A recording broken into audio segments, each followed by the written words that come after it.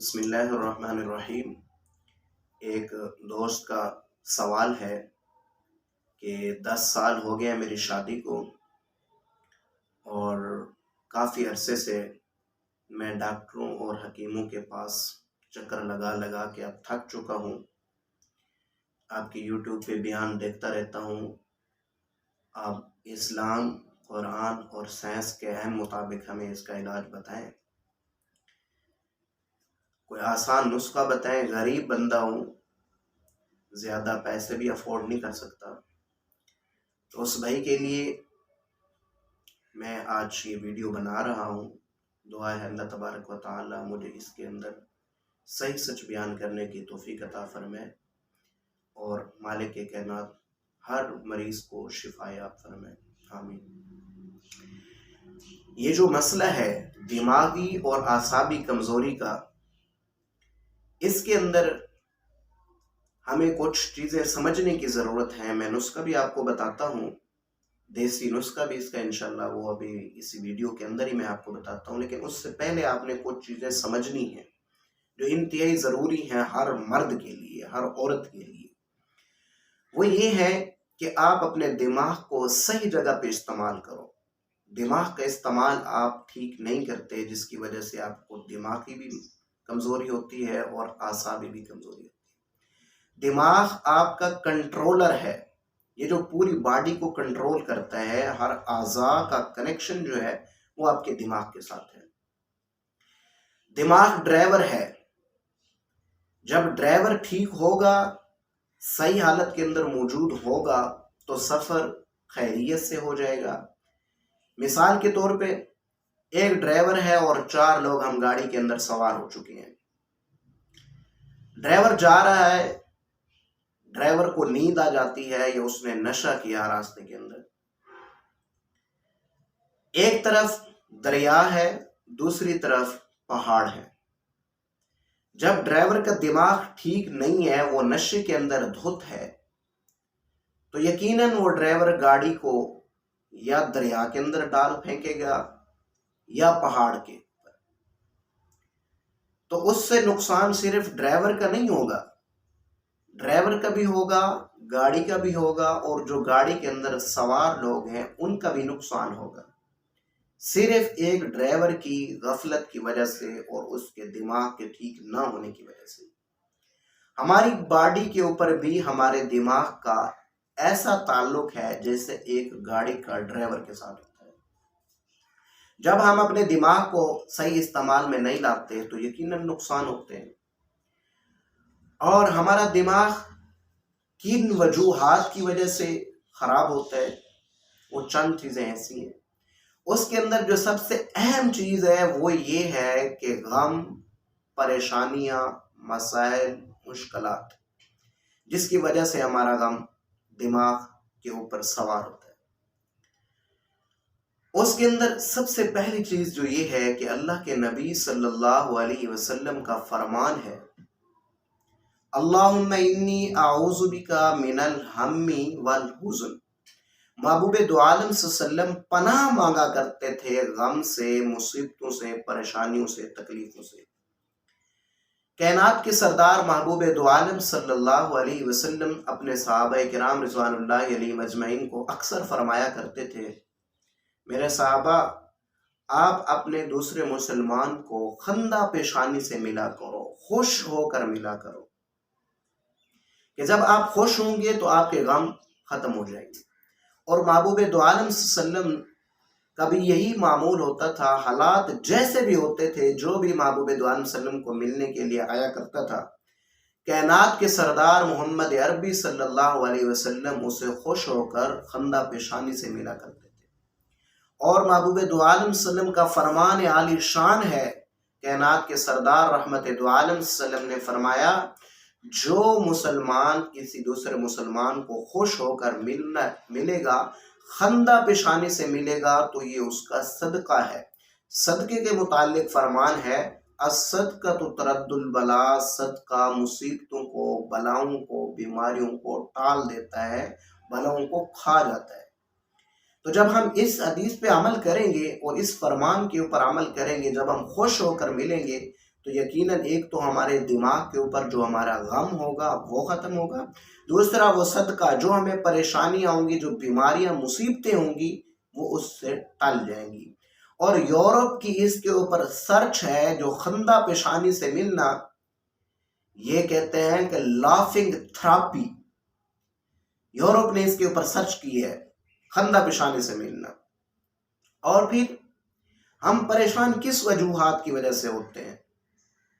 ہم پریشان ہوتے ہیں اپنے پاس ماضی کی وجہ سے پریشان ہوتے ہیں، ہوئے ہوئے ہمارے ماضی کے اندر پچھلے سال ہمارا یہ ہو گیا، یہ ہو گیا، پیچھے یہ ہو گیا، وہ ہو گیا، ماضی کی وجہ سے ہم پریشان ہوتے ہیں۔ یا دوسرا ہم پریشان ہوتے ہیں فیوچر، مستقبل، ماضی وہ جو گزر گیا اور فیوچر وہ جو آنا ہے، ہمیں اس کی ٹینشن ہے، پتہ نہیں آگے کیا ہوگا، ہم نے یہ کرنا ہے وہ کرنا ہے، اس کی وجہ سے ہم پریشان ہوتے ہیں۔ اور جو پریزنٹ ہے، ہمارا جو حال ہے، وہ یا ماضی کی وجہ سے برباد ہوتا ہے یا فیوچر کی وجہ سے برباد ہوتا ہے۔ جب ہم ماضی کی ٹینشن اپنے دماغ پہ سوار کرتے ہیں تو ہم کمزور ہونا شروع ہو جاتے ہیں، اعصابی کمزوری ہو جاتی ہے، دماغی کمزوری ہو جاتی ہے۔ یا فیوچر، مستقبل کے بارے میں ہر وقت سر پکڑ کے، سر جوڑ کے بیٹھے ہیں، آگے ہمارا کاروبار کیسے چلے گا، کیا ہوگا کیا نہیں ہوگا۔ اور واللہ، اللہ کی قسم اٹھا کے میں آپ کو بتانا چاہتا ہوں، یہ دونوں چیزیں، جو ماضی ہے جو گزر گیا، اس کے اوپر ہمارا کوئی اختیار نہیں ہے، ہم کچھ بھی نہیں کر سکتے اس کے لیے۔ جو فیوچر ہے اس کے اوپر بھی ہمارا کوئی اختیار نہیں ہے، پتہ نہیں آگے کیا ہوگا، ایسے خواہ کی ٹینشن لی ہوئی ہے۔ ان وجہ ہم نے اپنے پریزنٹ کے اندر جو حال گزر رہا ہے، ہم نے صرف اس کے اندر خوش ہونا ہے۔ انشاءاللہ ہمارا مستقبل جو ہوگا، جو فیوچر ہوگا وہ اچھا ہوگا، ہماری صحت اچھی ہوگی، ہمارا جو دماغی مسئلہ ہے وہ اس سے ٹھیک ہوگا، جو ہماری اعصابی کمزوری ہے وہ بالکل ختم ہو جائے گی۔ آپ نے صرف حال کے اندر پریزنٹ کو دیکھنا ہے، ماضی کی ٹینشن نہیں لینی۔ ماضی جو گزر چکا ہے اس کا ازالہ صرف یہی ہے کہ آپ نے جو غلط کیا اس کے اوپر آپ نے توبہ کرنی ہے، توبہ و استغفار کرنا ہے۔ اور دوسرا جو ہمارا آگے جو گزرنا ہے، جو فیوچر ہے، اس کے لیے جو ہے نا ہم نے کچھ بھی نہیں کرنا، اس کے لیے جو آپ کی سٹرگل ہے وہ آپ کرتے رہیں، باقی ٹینشن آپ بالکل نہ لیں، وہ اللہ تبارک و تعالیٰ اچھا کریں گے، انشاءاللہ اس سے اچھا ہی ہوگی۔ اور سائنس کی ریسرچ اس کے اوپر کیا کہتی ہے، جب بندہ خوش ہوتا ہے تو سائنس کہتی ہے اس کے مائنڈ کے اندر ایک چھوٹا سا پائنل گلینڈ ہوتا ہے۔ جب بندہ خوش ہوتا ہے چھوٹا سا پائنل گلینڈ ہوتا ہے، اس کے سے انسان کے دماغ سے 4 سکریشن نکلتی ہیں اور 4 ہارمونیم نکلتی ہیں۔